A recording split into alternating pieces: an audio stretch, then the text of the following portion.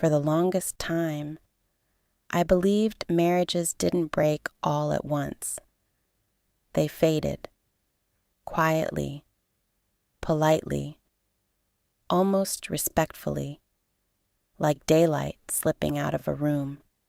You don't notice the darkness immediately, until one evening, you look up and realize you can't remember when the light disappeared. If someone had asked me a year ago whether Daniel and I were happy, I would have said yes without hesitation.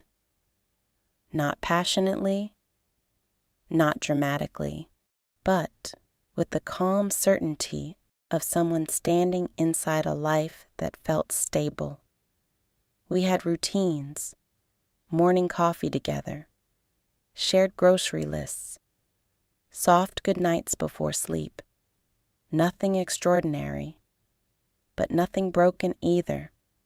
And for a long time, I thought that was what successful marriage looked like.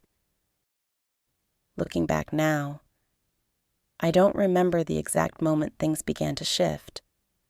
There was no event, no argument, just a subtle rearranging of emotional gravity. Her name was Mira, Daniel's old friend. The kind of friend that existed long before I entered his life.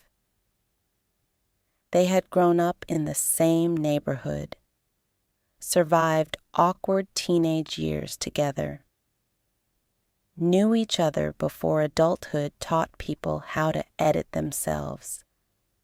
When he first mentioned she was going through a difficult time, a quiet divorce, a loneliness she hadn't expected, I didn't think twice. Of course he should be there for her. That was the kind of man I married. Steady, compassionate, safe. At first, their conversations were occasional, then regular, then, somehow, essential. I noticed the change the way you notice seasons turning, not in a single dramatic snowfall, but in the slow disappearance of warmth. He smiled at his phone more often, not secretively, not guiltily, just softly. And what unsettled me most was this. He never hid it. One night, while we were folding laundry, his phone lit up. He glanced at the screen, and something in his face relaxed, as if tension I had never noticed had just been lifted. "Mira," he said casually. "She had a hard day." I nodded. Of course she did. Life was hard sometimes.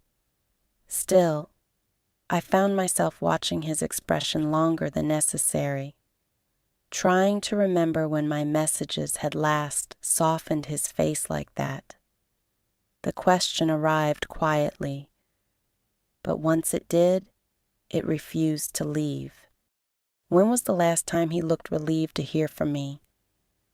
I told myself I was imagining things. Marriage settles. Excitement matures into comfort. Everyone knows that. And yet, comfort should not feel this close to distance. Weeks passed. Nothing inappropriate. Nothing secret. Just conversations that seemed to carry pieces of him. Somewhere I could not follow. Then, one evening, I heard him laughing. Not the polite laughter we offer during dinners with friends. Not the brief amusement of television jokes. This was different. Unrestrained. Boyish. Alive. I stood in the hallway, very still, because something inside me had already recognized what my mind was still resisting. I could not remember the last time I had caused that sound. He didn't notice me there, and I didn't interrupt. For reasons I couldn't yet explain, it felt like stepping into a private room without permission. Later that night, lying beside him in the dark, I became aware of a thought that felt almost disloyal. When had we stopped being that easy with each other? The next morning, I studied us quietly, the choreography of our life.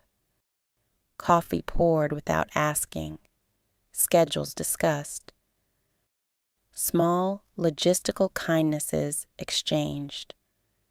We functioned beautifully, but somewhere along the way, we had stopped discovering each other.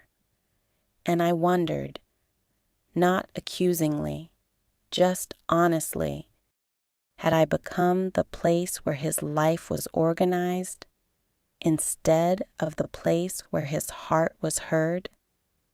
The realization didn't feel sharp. It felt heavy, like holding something fragile you were afraid to drop. A few nights later, it slipped out before I could stop it. "You seem happier lately," I said gently. "When you talk to her." He looked at me, surprised, not defensive. Then he smiled, softly. "She just understands certain parts of me," he said. And there it was. No betrayal, no apology, just truth, spoken without realizing it might wound. I nodded. Because what else was there to do with honesty? But long after he fell asleep that night, those words remained awake inside me. Certain parts of me. Which parts? And when had those parts stopped belonging inside our marriage? I didn't grow jealous. Jealousy is loud. What I felt was much quieter. I felt replaced in a language no one had spoken out loud. After that, I began noticing things I had once overlooked. How he grew animated telling me about their conversations. How easily she made him reflect. How she asked questions that lingered in him. Somewhere along the years, I had stopped asking those kinds of questions. Not intentionally. Life simply filled the spaces. Bills, responsibilities, fatigue. Love had not disappeared. It had reorganized itself into practicality. And practicality, I realized too late, is not where the soul goes when it needs to be understood. One evening, as we sat together watching the quiet flicker of television light, he reached for my hand. A familiar gesture. Warm. Grateful. "You know something?" he said. "You've always been my calm." My chest tightened unexpectedly. Because calm is beautiful, but it is not the same as connection. "I don't know what I'd do without your steadiness," he continued. "You make life manageable." Manageable. I smiled. Because the alternative was letting him see the small fracture forming inside me. That night, I understood something I wish I didn't. He loved me. I never doubted that. But I was no longer the place he went when his inner world needed air. I was home. She was the window. And marriages, I learned, do not always shatter. Sometimes they simply grow new rooms where you are no longer invited. So tell me honestly, What would hurt you more? Discovering your partner had betrayed you, or realizing they had quietly learned to live parts of their life without you? I read every comment, and if this story stayed with you, subscribe, because the quiet shifts are the ones that change us the most.